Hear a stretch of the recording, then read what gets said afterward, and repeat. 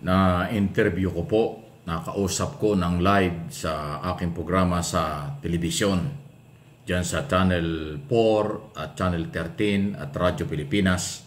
Itong dalawang opisyal ng ating pamahalaan. Una, si Director Jimmy Santiago ng NBI at si Undersecretary Jess Andes ng Department of Justice. Halos iisa po ang kanilang punto at sinasabi. Ito po may kaugnayan sa kanilang hawak ngayon na mga dokumento at kasong ipapile nila na ipile na ng NBI sa DOJ at ini-evaluate na ng DOJ patungo ng korte. Ang sinasabi po nila, matibay ang kailang ebidensya dun sa kasong inciting to sedition at grave threat, pananakot. At gusto ko lang, tinatapi ko po ito ngayon para i-relay ko lang po sa inyo yung interview ko sa kanila dahil live sa television po nung mangyari yan. Ang sinasabi nila parehas, hindi makakaapekto ang kasong inirekomenda ng NBI sa DOJ against Sara Duterte doon sa article of impeachment na ngayon ay nabibinbin dyan sa Senado. Dahil, ang sabi nila, at yan naman ang totoo, ang article of impeachment o impeachment ay para lang tanggalin sa pwesto si Sara Duterte at kung guilty ay iban sa lahat ng public office, hindi na siya pwedeng tumakbo at maghawak nito. Yan ang kaparusahan, yan ang impeachment after kung mapatunayang guilty siya. Di katulad sa korte, sa kanila patungo ng korte, criminal case yan, ipapal yan. At yung ganyan pong mga kaso, pag napatunayan, ay pwede rin maging basihan para hindi rin payagan at ipagbawal na rin siya maghawak ng kahit na anong public office. Yun po yung pwede mangyari. Pero matagal yun kasi matagal ang trial sa korte. Dito sa impeachment, kung matutuloy, mga 2-3 buwan, tapos na yan. Pero sa korte, dahil madaming delaying tactics dahil kung ano-ano, matagal. Pero hindi po makakaapekto, yan ang madalit sabi. At malakas ang ebidensya. Hindi lang pala yung press conference ni Sara Duterte noong November 23 ng 2024, nakaraang taon lang, na nagtanong ang mga reporter at mga vlogger na kasama niya sa press conference. Hindi lang pala yun ang ebidensya tungkol doon sa pananakot, grave threat at saka po yung pagbabanta sa buhay ni Pangulong Marcos, First Lady at Speaker of the House.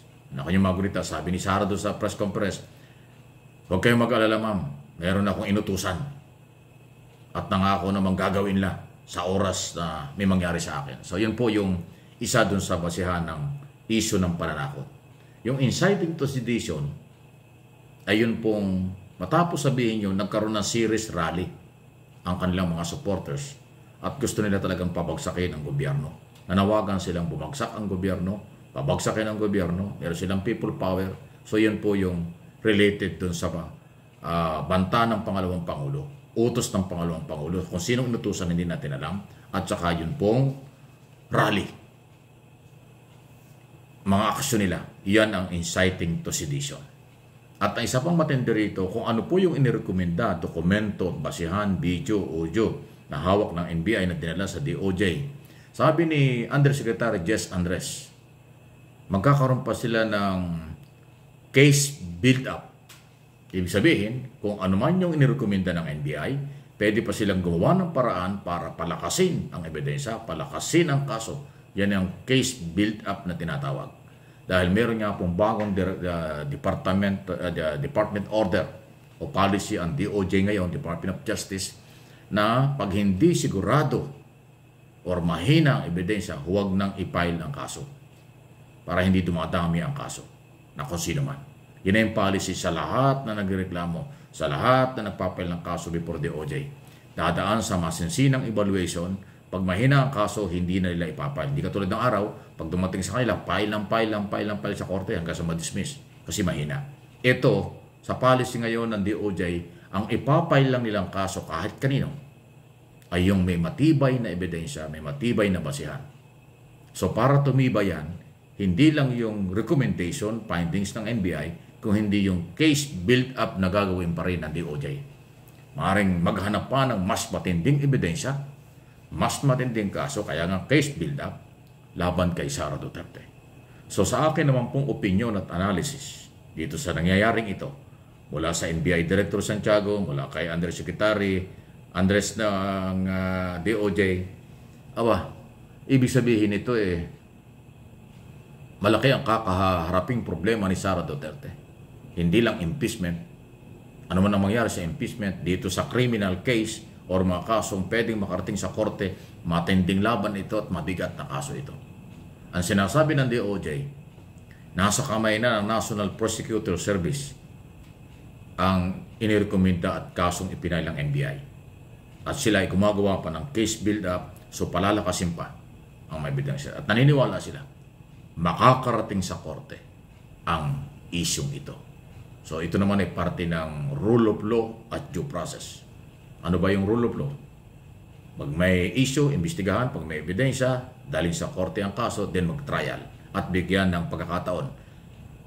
Sa investigation pa lang, sa prosecution pa lang, at sa korte, bibigyan ng pagkakataon ang akusado, katulad ni Sara Duterte.